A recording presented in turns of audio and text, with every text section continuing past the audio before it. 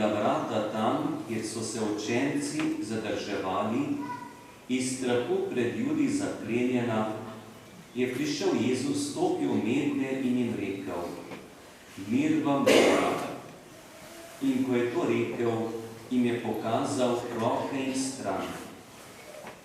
Učenci so se razveselili, ko so videli Gospoda. Tedaj je Jezus spet rekel: mir vam bodi. Kakor je Oče mene poslal, tudi jaz vas pošiljam.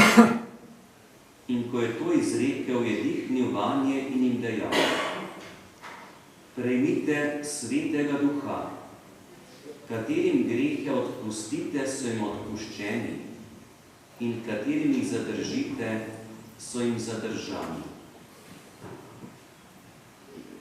To je Kristusov evangelij. Hvala tebi, Kristus.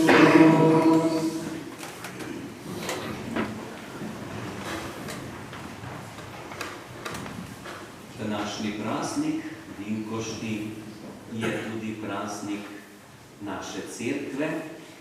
Več stoletij je prav tukaj cerkev na Gulču bila z imenom Cerkev Svetega Duha. Seveda prvotna cerkev pred pol tisočletja, Cerkev Svetega Boštjana, potem Cerkev Svetega Duha, zdaj pa, kot da bi še bolj povzeli skrivnost Božjega življenja, Cerkev Svete Trojice. Lahko bi rekli, da imamo tu praznovanje kar dvakrat. Na Vinkošni dan, in prihodno nedeljo, ko je praznik Svete Trojice. Prihodna nedelja bo še posebej zaznamovana tudi z blagoslovom obnovljenih klopi, novega ogrevanja. Ne bo to tudi kot zahvalni dan, pa priprošnja k Bogu. Današnji praznik Vinkošti pa nam prikaže, kako je na tisti prvi vinkošni dan bilo začudenje. Eno začudenje je bilo pri učencih. Niso vedeli, kako bo Jezus izpolnil obljubo, niti kdaj jo bo izpolnil. Edina stvar, kar je bila prisotna pri učencih, je bilo to, da so bili skupaj v istem prostoru. Verjetno je k temu najbolj pripomoglo to, da jih je bilo strah iti ven. In tukaj v tem prostoru se zgodi, da se je kraj potres. Potem je zašumelo kot vihar. Na koncu so se pa prikazali plameni nad vsakim od njih. In ko so ta znamenja bila, so bili vsaj presenečeni, če ne prestrašeni. Nenavadno, mi smo doživeli že potres, morda najmlajši otroci še ne.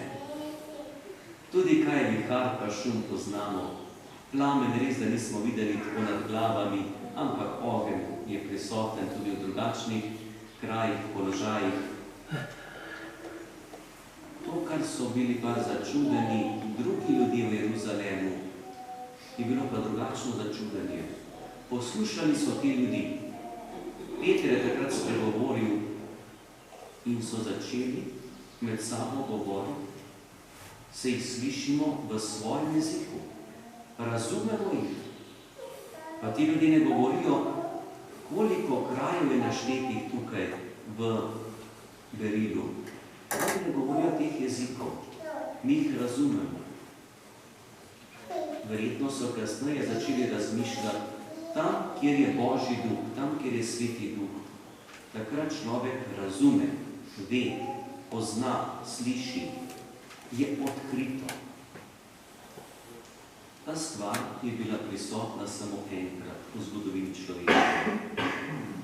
Ostalo je pa tisto, kar je pa tretji korak, pa za nas pomembna stvar.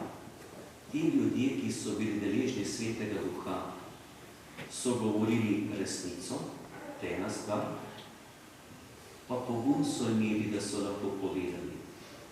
In te stvari bi želel vam, sebi pa tudi ljudem, s katerim se srečujem, resnico pa pogum. Morda sami kdaj začutite, da se kakšna stvar lahko prikriva, drugače pove.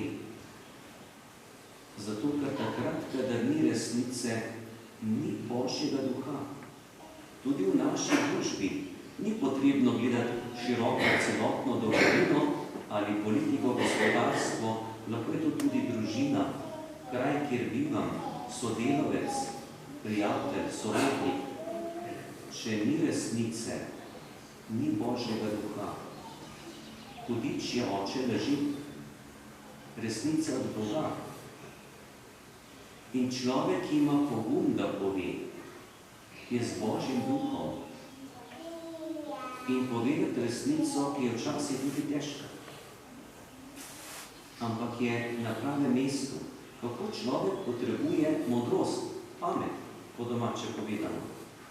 Kako so včasih dali molitev, prosimo za zdravo pamet. To je skoraj podobno, kot če bi rekli, prosimo za Božjo modrost, za Svetega Duha, ker če ne bom pamet imel, bom neumno delal. In bo to meni težko, pa še drugi. Kako je potreben Sveti Duh za pametno delo? In človek, ki prosi Svetega Duha, dobi, prejme prave misli, da lahko pravilno reče, da lahko tudi pravilno deluje. In za naše delovanje potrebujemo pogum, lahko bi temu rekli moč. Učenci se niso več bali in povedali so to, kar je bila resnica. Pravi Božja beseda, da so poznali velika Božja dela. To, kar je res. Niso govorili o teh zemeljskih stvareh, ki jih sami odkrivamo, ampak to je bolj pomembno. Velika Božja dela. Kje se pokaže Božja prisotnost? In ko sem razmišljal o današnjem prazniku, ko smo se tukaj v cerkvi zbrali, ali ni to že delovanje Svetega Duha, da smo tu v cerkvi? Nek navdih, neko čutenje nas je premaknilo, dvignilo, da smo vstopili v svetišče in da prosimo za svoje življenje.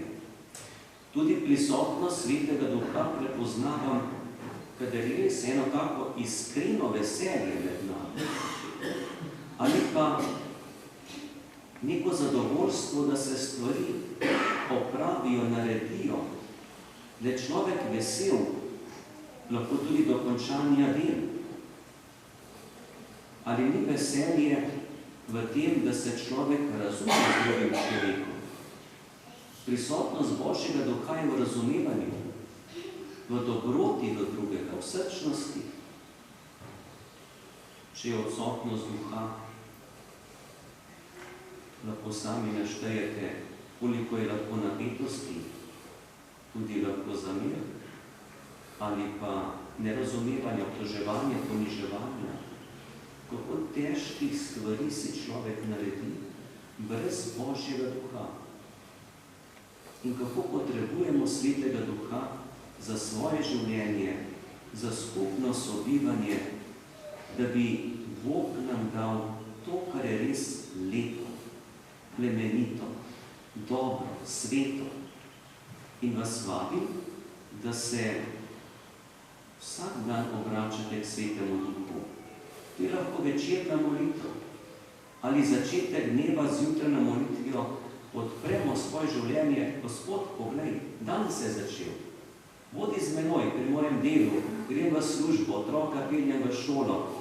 Moji otroci zaključujejo letošnje šolsko leto. Naj bo Sveti Duh v teh naših srečanih drobnih stvarih, v majhnih stvarih, z bližnjimi, da skrbim za starejšega človeka, da bi lahko pristopil na ta način, ki je najboljši, najbolj primeren. Naj nam Sveti Duh da svoje darove, da bi lahko z darovi Svetega Duha tudi v življenju pokazali sadove Svetega Duha.